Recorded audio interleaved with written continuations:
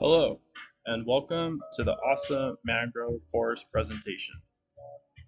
I created this presentation with the permission of Professor Nasir.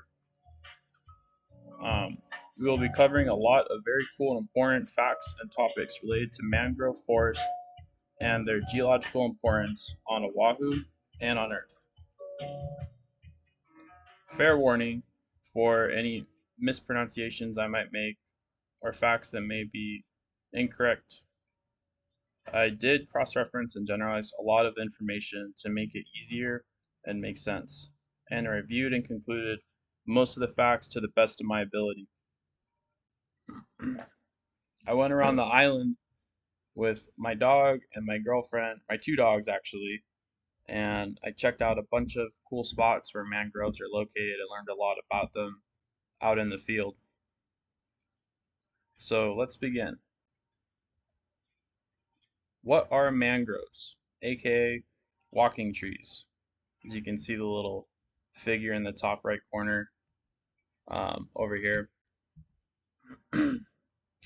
Mangroves are typically large-scale forests with long, deep roots that extend or protrude out, located near coastal areas, as well as just large, abundant sources of water, such as lakes, rivers, ponds, estuaries, inlets, outlets, found all across the world, typically along the equator.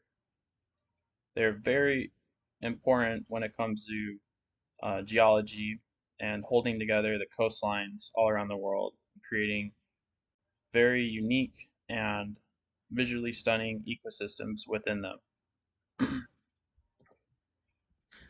The history of the mangroves in Hawaii, Oahu. As you can see here on the two left photos to the left, I went out to Ford Island. I believe that's the U.S.S. Utah. Sorry if I'm wrong. And I checked out around the area. You can see actually some of the mangroves were cut recently around here. Um, Mangroves were introduced to Oahu in the early 1900s. Um, they were brought to Oahu for coastal protection and land reclamation. They're typically red mangroves. This species was planted in 1922, places like Hawaii, to trap sediment and reduce shoreline erosion. Used near sugar plantations, as well as not being native to Hawaii. They spread rapidly since obviously they're exposed to a lot of water, so they can grow really fast. Um, their coastal buildup is very evident, and it's an ongoing debate ever since they've been brought over to Hawaii in the early 1900s on whether they should be here or not, or why they're introduced, or just the whole situation involving mangroves.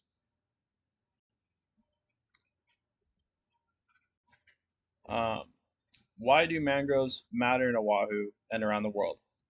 Here's a picture I took. This one right here on the far left is out on Ford Island. It's a little variation of a mangrove. And this middle picture is out near Kailua. Um, it's me and my dog Ozzy. We were having fun out in the mangroves. I've always been fascinated by mangroves as far as I can remember. And then this right photo over here is me looking down into a little mangrove habitat. A little bit of trash right here. Um, just really cool to see. Mangroves matter typically because of erosion control, as well as water filtration and climate resilience.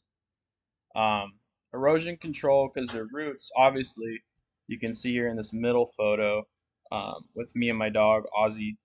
Uh, they are pretty abundant and um, very dense, and they hold various types of sediments and soils and substrate together near the coastlines.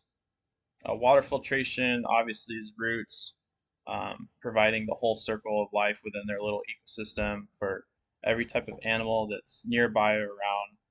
And climate resilience, typically regarding storms, they can actually stop large waves, and it's kind of like a natural barrier for a lot of ecosystems and places.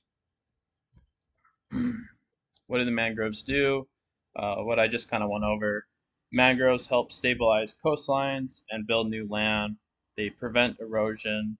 As the diagram kind of shows here, slow down water flow, kind of typically coming up, high tide or low tide. Trap sediment, very cool to see. Uh, and they're just really cool. This is a generated photo that I created with the assistance of some AI. Just kind of show you, this is more of like a large scale mangrove. We don't typically have these on the island, and they're a little higher than they should be uh, their base, but you can see that, I mean, the sand area right here, it's not really going anywhere because there's just this natural defense of giant roots protecting the whole coastline. It's really cool. What is the biggest type of mangrove in the world? I thought this fact was important to kind of give a reference if you might go out to South America or other warm areas. You might see some giant mangroves, and it's very interesting. The biggest type of mangrove in the world is the red mangrove, and they can grow up to 80 feet or 24 meters tall. Um, their roots are thick, and they can get huge. This is a video, or this is a picture taken from the internet. Um, it shows just kind of like a mass amount of just roots. They're just big and um, just really set in the substrate. They're really not going anywhere. What is the smallest type of mangrove? Typically known as being like pygmy mangroves are the smallest, or like just baby mangrove trees. These photos were, this photo was taken out near Pearl City, a little mangrove area. And this photo over here is out by Ford Island. They have a lot of cool, easy, accessible mangroves. If you have base access or military access, you can get on there. I was fortunate to go check that out in person, saw some really cool stuff. Where are mangroves located on Oahu? So typically, they're located in places where they don't get really cut down a whole lot, as you can see, kind of like the highlighted areas, as well as this large body of water to the left of Pearl City and like Pearl Harbor area. Or this is kind of, I guess, Pearl City, Pearl Harbor. They're just all over. Here's a quick reference of Navy. I believe it's an amphibious salt type ship, kind of in between a channel. It's a different type of variation of a plant, but you can see it's very easy for lots of vegetation to kind of grow out there and be unchecked and really just explode and take over this whole area and ecosystem. Um, Also, if you want to go somewhere on the island to check out mangroves or see their effects on in a geological manner with the earth, I recommend going out to Kailua, kind of in this area where my cursor is, especially this point over here. You can see them very clearly. Just make sure you don't get too close to uh, out over by the Marine Corps base because it's kind of hard to check out those mangroves. What is the life cycle of the mangrove? They start as a seedling, then turn into, or actually, it's my bad. As you can see in my left hand, I'm holding the propagule. Sorry, I might have mispronounced that. But then they turn into a seedling, and then a young tree, and then a mature tree. I have the whole video representation out here, kind of how it goes. I actually got in the water with my girlfriend, and that's my hand. I'm grabbing the little nodes or the little future seedlings for the mangroves. And then you can see kind of like in this far right bottom corner picture, it shows the little seedlings getting ready to come off or kind of burnt up from the sun, um, these brown tips or whatever. And they're getting ready to probe down and eventually turn these giant roots and create more of these young trees and then eventually become bigger trees. And I forget which harbor I was at out near Kailua. Kaneohe area, but it's pretty cool to check it out and see it in person. See a lot of interesting animals all over the place around the routes as well. How many miles of land cover Oahu with mangroves? Um, you can actually see in the back. So this is Ford Island right here. You have all of the old wartime memorials all around. I actually went all around this island and checked out. You can see with my cursor right here, all these bushes over here verifying mangroves. I just kind of like walked over, especially on the far side over here. I saw a lot of really cool stuff. But you can see in the distance, the shoreline on the outside actually has um, a lot of vegetation and very, very likely a lot of mangroves holding this whole area together. So, surprisingly, since there's a lot of vegetation and kind of extra protection in this whole area, this coastline is very well set together and it's a lot more protected than places such as Waikiki or any sandy beach surrounding the island. It's not as subject to erosion compared to a lot of other beaches, especially man-made beaches like Magic Island, Ala Moana, over there. I actually saw them putting sand the other day in Magic Island. It was very interesting. Where are mangroves found um, in the world? So globally, um, for context, coastal mangrove ecosystem around the world approximately covers 137,600 to 147,250 kilometers squared, or roughly equates to 53,200 to 56,900 square or miles squared, all around the world, mainly in the equator zone right here. You can see, I believe, Hawaii is over here, and especially in kind of the upper area of Australia and just the entire Indo-Pacific and Asian territories. It's very prominent, very important, especially during storm seasons. It really holds the whole place together. It's a big deal. It's really sad out in this region. There's actually a lot of uh, trees cutting or mangrove destruction occurring, um, which is in turn creating marshes and speeding up the process of erosion and making the communities in the area a lot more vulnerable to storms. It's a very big deal around the world. Um, what ecosystems reside near mangroves in Oahu? So you can see it's kind of hard to see in this photo right here, but this photo on the left is actually out by kind of near a couple homeless camps near Pearl City.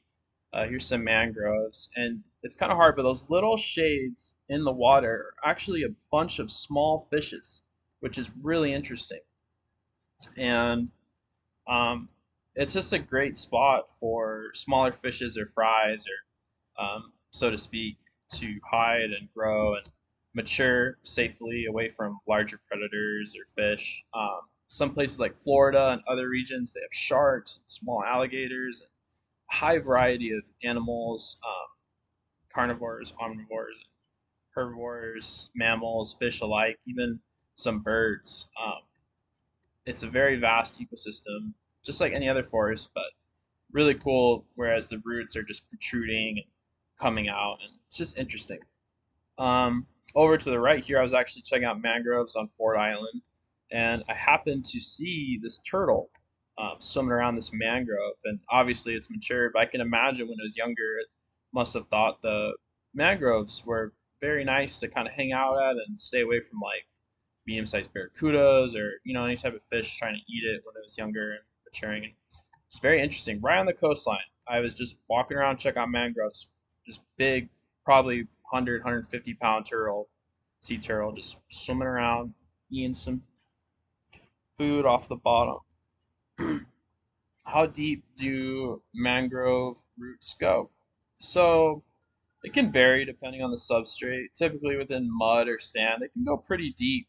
Um, about as deep as most other roots, or by comparison. One sec. They can go typically 3 to 10 feet deep, or about 1 to 3 meters down. Um, and it's very interesting. I actually grabbed one of the roots with my hand, um, and this actually, I think this video to the left here, or not this video, this picture, my bad. I actually grabbed one of the roots, and they're very sturdy. It's really hard. Uh,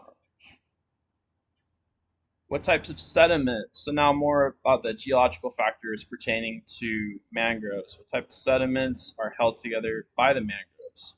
Um, it ranges from a lot of things. In this diorama here, you see mud, sand, or diagram, my bad. And you have a more in-depth one over here about the root system and all types of crustaceans or animals that could reside within the roots. It's kind of a strange mangrove. Its roots are like coming up.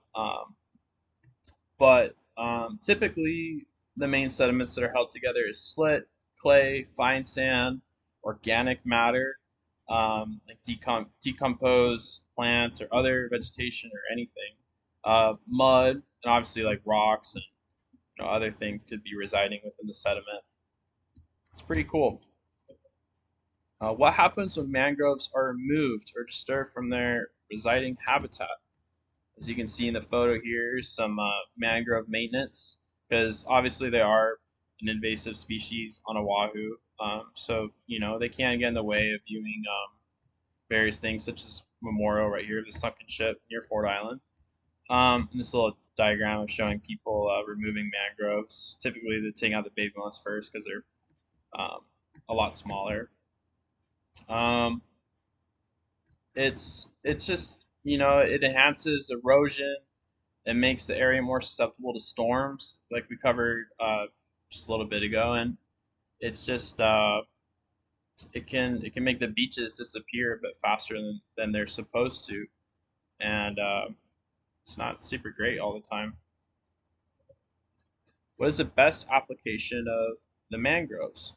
Typically, it's coastal protection. So probably the farmers when they came out here, plantations, they wanted to protect their assets and the land they were growing their substance on. So they thought mangroves was a pretty good idea because, it's kind of like the coolest natural barrier you can really find out in nature.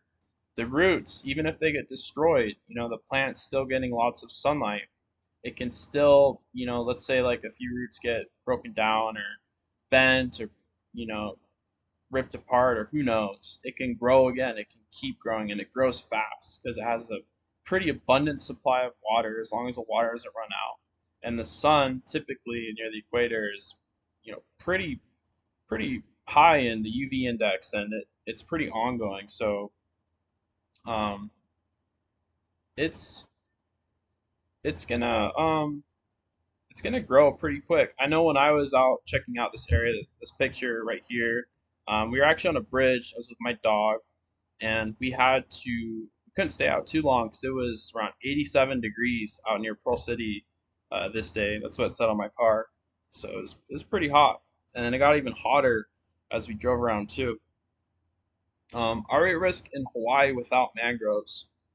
Not necessarily. Um, Something to think about is like climate change coming up in the future.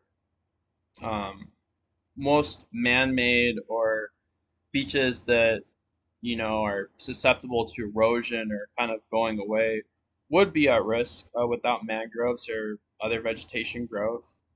Other places around the world, in the Indo-Pacific and kind of the other diagram I showed earlier, are you can see mangrove destruction. This is the mangrove destruction I was talking about in the top left corner photo, not the bottom left photo, but this whole beach area, since there's no sunlight coming down on the leaves or anything related to that, um, it's gonna enhance the probability of erosion and destruction of this whole coastline over here. Or it could become a marsh as well, and that's not really good with stagnant water.